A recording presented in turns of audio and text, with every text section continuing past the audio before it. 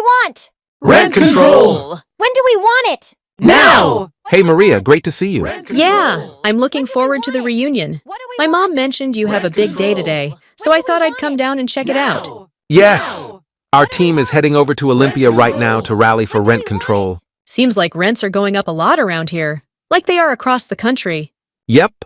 We've been holding rallies and talking with state representatives and senators ahead of the upcoming legislative session. Uh-huh.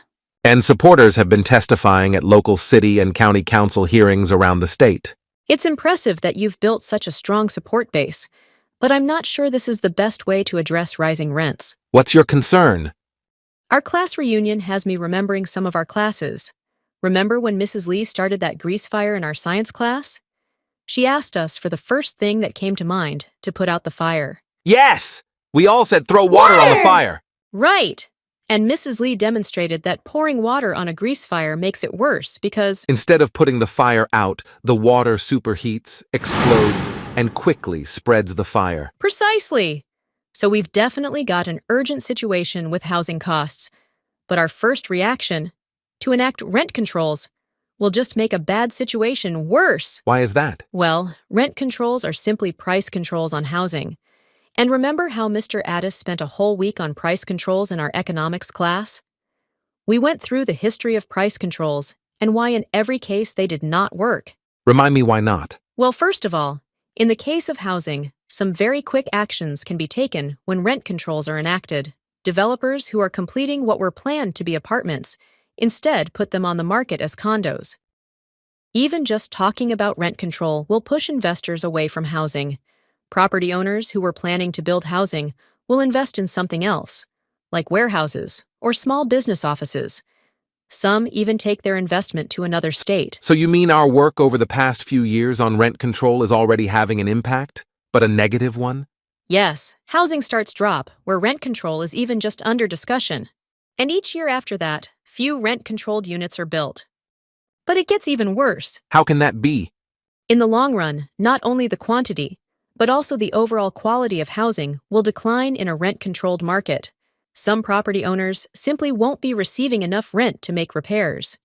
The end result is that over time, more housing falls into disrepair and drops from the inventory. But in the long run, it gets even worse. How can it get any worse? Well, a family in rent-controlled housing has very little incentive to ever give it up. So guess what happens? Oh, I'm starting to get the big picture. When the kids grow up and move out, the parents, now senior citizens, stay put. So there they live in a 3-bedroom, 2-bathroom apartment, while young families with children are going crazy looking for a place to live. Precisely.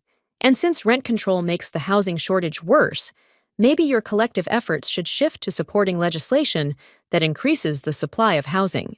Well, I have to admit that the Washington State Legislature has done, and continues to do, a lot to promote housing construction. Like what? Hey, Andrew, nice to see you. Nice to see you too, Layla. I'd like to introduce you to my longtime friend Maria, who is in town for our high school reunion. Nice to meet you, Maria. Your friend Andrew and I have definitely locked horns, but I do admire his commitment to advocating on behalf of families struggling with rising rent costs. Yeah, Andrew definitely has a good heart. I was just about to tell Maria about the work you've been doing in Olympia to develop policies to increase the supply of housing. Can you give her an overview? Sure. The reality is that Washington State, like many other states across the country, is struggling with a severe housing shortage. In 2023, the state's Department of Commerce estimated that we will need 1.1 million additional housing units over the next 20 years, and importantly, more than half of them should be affordable housing. I'm glad to hear the emphasis on affordable housing. Yes, but the reality is that large projects like an apartment building that is proposed today will take 5 years to get through zoning, permitting, and construction. So it wouldn't be ready until almost 2030? Sadly, that's right. And we know that doesn't help families facing rising rents right now. One proposal that has been discussed in the last few legislative sessions is a Tenant Assistance Program, or TAP. This program would provide tenants with a housing voucher that fills the gap between what renters can afford to pay that month and their agreed-upon lease payment. For example, TAP could help a family when the husband loses 2 weeks of pay because he is homesick. Or for car repairs for the family van that hit a huge pothole? Or a utility bill that is triple the usual amount because we just went through 10 days of incredibly low temperatures? Yes and yes to these and other similar financial hardships. In order for it to work, TAP needs to be easy for renters to apply for the voucher and quick for them to receive the funds. You are right. As they say, the devil's in the details, so we must be sure to create a program that is easy to access and responsive to tenants' needs. I think TAP sounds very promising. It will help tenants with rising rents right now, without rent control's negative impact of suppressing housing starts. Yes, TAP would address the immediate needs of tenants. Meanwhile, other legislation is focused on addressing the housing shortage. One of my favorites is encouraging the construction of accessory dwelling units, known as ADUs, what we used to call mother-in-law cottages. This is perfect for homes in older neighborhoods that generally have larger lots and are often lived in by seniors. That makes sense. They've lived in the house for a long time, and now they can build an ADU and get rental income. I'll bet some even move into the ADU and rent out the larger, older home. That's right.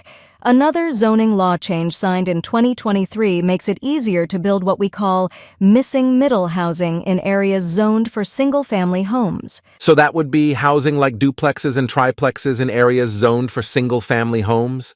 Yes, and on larger mixed-use areas, courtyard apartments and cottage housing. But change won't happen just by enacting legislation.